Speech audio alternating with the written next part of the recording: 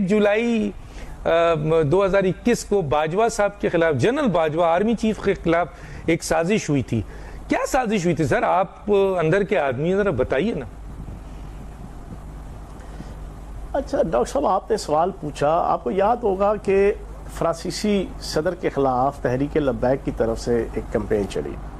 اس میں کوئی شک نہیں کہ مولانا خادم رضوی اللہ پاک انہیں جنت الفردوس میں جگہ دے، انتہائی جو کہتے ہیں ناموس رسالت اور ختم نبوت کا پکا اور سچا سپاہی اور مجاہد تھے.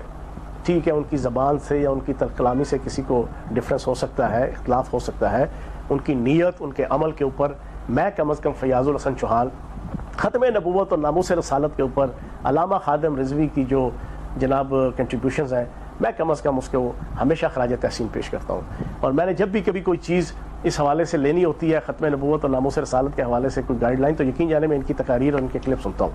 لیکن اب ان کے بعد علامہ خادم رضوی نے بھی ہمیشہ پیرا دیا. اب ان کا بیٹا تھا سعد رضوی صاحب اس وقت لیڈ کر رہے تھے تحریک لبیک کو. فرانس کے اندر جو نعوذ باللہ معاذ اللہ نبی پاک صلی اللہ علیہ وآلہ وسلم کی ذات اقدس کے حوالے سے گستاخی ہوئی، اس پہ انہوں نے ایک سٹینس رکھا کہ فرانسیسی سفیر کو یہاں سے نکالا جائے. اب یہ ان کا ایک جذبات تھے، ان کے احساسات تھے اور پازیٹیو تھے. اب اس کو ڈیل کرنا تھا حکومت وقت نے، اس کو ڈیل کرنا تھا پی ٹی آئی کی اس وقت حکومت تھی، اس وقت کے وزیر اعظم نے، اس وقت کے وزیر داخلہ نے. ہوا کیا کہ جنرل باجوہ کیونکہ 2020 کے اینڈ میں ہی وزیر اعظم کی اور چیئرمین تحریک انصاف کی مینٹیلٹی، اپروچ، سوچ، آمرانہ قسم کی سوچ وہ جان چکے تھے. اور باقی بھی ساری چیزیں جو کرپشن، جو 2 نمبری گھر سے شروع ہو کے دائیں بائیں اوپر نیچے سب کچھ ہو رہی تھی، انہوں نے ایک اپنا ذہن کلیئر کر لیا تھا کہ وہ چیزیں نہیں ہیں کہ جو سوچ کے لایا گیا تھا. اب اس کے باوجود وہ ان سے کوآپریٹ کر رہے تھے.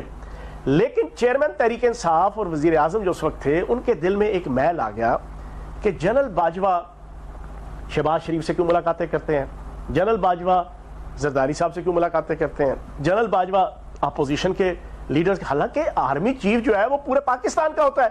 آرمی چیف نے اپنے آپ کو نیوٹرل رکھنا ہوتا ہے. آرمی چیف کا جو سٹینس ہے اس نے تمام پولیٹیکل جو پارٹیز کے ہیڈ ہے، وہ سٹیک ہولڈر ہوتے ہیں ریاست کے بھی اور ملک کے بھی اور سوسائٹی کے بھی، ان سے رابطے میں رہنا ہوتا ہے. لیکن ان کو پسند نہیں آیا، وہ چاہتے تھے اکیلا میں ہوں اور باقی ساروں کو یہ ٹونگ دیں. اب انہوں نے، یہ میں آج پہلی دفعہ بریک کر رہا ہوں، ہوا یہ کہ وہ بڑا پازیٹیولی سعد رضوی صاحب کمپین کر رہے تھے اور ان کی پوری ٹیم اور تحریک لبیک.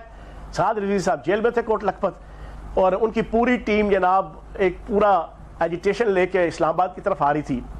اب اس میں وزیر آباد تک وہ پہنچ گئے، لیکن کسی وزیر اعظم نے، وزیر داخلہ نے پراپر طریقے سے ان کو کنونس کرنے کی کوشش نہیں کی کہ انٹرنیشنل آبلیگیشنز کیا ہے، انٹرنیشنل کنسٹرینٹس کیا ہے، کس طریقے سے ہم آپ کے ایشو کو ایڈریس کر سکتے ہیں، کس طریقے سے نہیں کر سکتے، مجبوریاں کیا ہیں، ہم کیا کر سکتے ہیں کیا نہیں کر سکتے. انہوں نے جان کے نہیں کیا. اور پلان کیا تھا؟ پلان یہ تھا کہ یہ لوگ آتے جائیں، ان کا ایگریشن بڑھتا جائے، ان کی چیزوں کو ایڈریس نہیں کرنا، ان کے مطالبات کو پراپر طریقے سے ہم نے سننا نہیں ہے.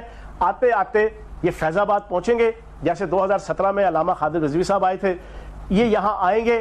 یہاں پر آ کر یہ، اور پھر انہوں نے آہستہ آہستہ ان کے ذہنوں میں ڈالنا شروع کیا سعد رضوی صاحب کے اور تحریک لبیک کے قائدین کے کانوں میں کہ ہم تو کرنا چاہتے ہیں لیکن آرمی چیف جو ہے وہ ہمیں نہیں کرنے دے رہا. آرمی چیف جو ہے وہ ہمارے اس رستے میں رکاوٹ ہے، فرانسیسی سفیر کو نکالنے کے حوالے سے اور جناب اور بہت سے ایشوز کے حوالے سے. اب ان کے ذہنوں کے اندر یہ چیزیں ڈال کے پھر نہ کنونس کیا گیا، نہ پراپر طریقے سے ٹیبل ٹاک کی گئی، نہ پراپر طریقے سے اس پوری کمپین کو روکنے کی پازیٹیو طریقے سے کوشش کی گئی. وہ آتے آتے لاشیں اٹھا کے وہ جناب خونریزی کا ایک بازار گرم ہوتے ہوتے وہ وزیر آباد پہنچے ہوئے ہیں. اور اس وقت صورتحال کیا ہے؟ وزیر داخلہ جناب شارجہ جا کے میچ دیکھنے گئے ہوئے ہیں. وہ شارجہ میچ دیکھ رہا ہے، ملک چوک ہوا ہے، ملک جناب پوری سوسائٹی ڈسٹرب ہوئی ہے، ایک عجیب لا نیسنس والا ماحول بنا ہوا ہے.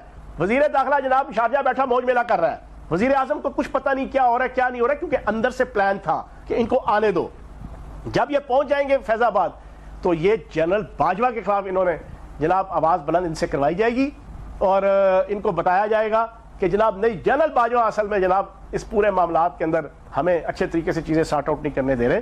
اس موقع پر جنرل باجوہ کو ایک ایسی خفیہ ایجنسی جو ڈائریکٹ ان کے ماتحت ہوتی ہے، اس کی طرف سے رپورٹ آئی کہ یار یہ تو یہ ڈرامہ ہو رہا ہے، یہ تو یہ پوری سازش اور کمپین ہو رہی ہے. انہوں نے اسی وقت, میری انفارمیشن یہ ہے, میں وزیر جیل خانہ جات تھا, راتوں رات سعد رضوی صاحب کو کوٹ لکھپت جیل سے لایا گیا اسلام آباد پنڈی. ان کو پراپر طریقے سے, اچھے طریقے سے ساری چیز سمجھائی گئی. انہیں بتایا گیا کہ عالمی سطح پہ ہمارے پاکستان کے کیا معاملات ہیں, FATF کیا ہے, یورپی یونین کیا ہے, انٹرنیشنل لیول پہ ہم کن کن آبلیگیشنز کے اور کنسٹرینٹس کا ہم جکڑے ہوئے ہیں, ریاست ہماری کی کیا مجبوریاں, بڑے احسن طریقے سے چیزیں سمجھائیں. اور وہ ایک سمجھدار آدمی ہے, وہ پاکستان کا محب وطن لیڈر ہے, اس کا جناب جذبات جو ہے اس کے اوپر میں قطعاً بھی کوئی بلیم نہیں کر سکتا. انہیں کچھ چیزیں سمجھ آئیں اور پھر جنرل باجوہ نے اپنا ڈنڈا جب لہرایا اور چلایا تو پھر بھاگا جناب وزیر داخلہ صاحب بھی شارجہ سے ادھر آئے اور پھر وزیر اعظم بھی تھوڑے سے سیدھا ہوا اور بندے کے پتر بنے اور سارے معاملات وزیر آباد میں ہی سارٹ آؤٹ ہو گئے. تو یہ بلایا, یہ جو سعد رضوی صاحب کو بلایا جیل سے, یہ عمران خان نے بلایا, حکومت نے بلایا, یا آرمی چیف نے ان کو بلایا؟ نہیں, عمران خان کو تو پتہ بھی نہیں تھا, چیئرمین تحریک انصاف کو. یہ تو میں نے آپ کو بتایا ہے کہ ایسی ایجنسی کہ جو ڈائریکٹ آرمی چیف کے ماتحت ہوتی ہے, انہیں خبر ہو گئی.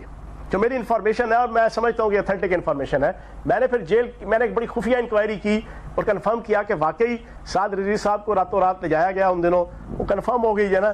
تو سعد رضوی صاحب نے بھی ایک محب وطن پاکستانی کا اور ایک محب اسلام لیڈر کا ثبوت دیا اس وقت, چیزیں انہیں سمجھ آ گئی.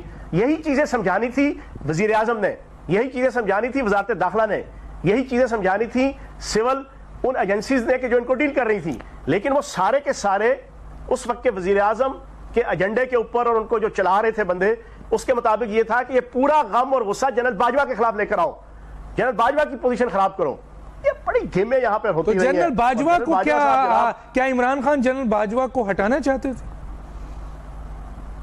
سر ہٹانے کی بات نہیں ہے, ان کو گندا کرنا, ان کی فیم کو خراب کرنا عجیب. دیکھیں نا, پھر اس کے 3 مہینے بعد ہی آپ کا اکتوبر نومبر آ گیا, ISI چیف کی تعیناتی تھی, پاکستان کی ہسٹری میں پہلی دفعہ ہوا ہے. ڈاکٹر صاحب آپ بھی ساری ڈیٹیل جانتے ہیں. وہ جناب تعیناتی کے حوالے سے چاند کی فلاں تاریخ, اس تاریخ کے اوپر چاند کس طریقے کا نکلے گا, چاند کی کیا شکل اور بوتھی ہوگی, اس کا کیا سٹینس ہوگا, اس کے مطابق فیصلہ ہوگا. پھر جناب چلا کاٹا جا رہا ہوگا, چلا کاٹنے کا جو جناب رزلٹ آئے گا اس رزلٹ کے مطابق ہوگا. چیزیں جس طریقے سے لنگر آن کی گئی ISI چیف کی تعیناتی کے حوالے سے, اور پھر کہتے ہیں نا 100 چھتر اور 100 پیاز کھا کے فیصلہ وہی کیا کہ جو جناب فرام ڈے فرسٹ سے جناب آرمی کی طرف سے اور اسٹیبلشمنٹ کی طرف سے جو چیز آئی تھی, اب ان چیزوں نے بھی اور خراب کر دیا.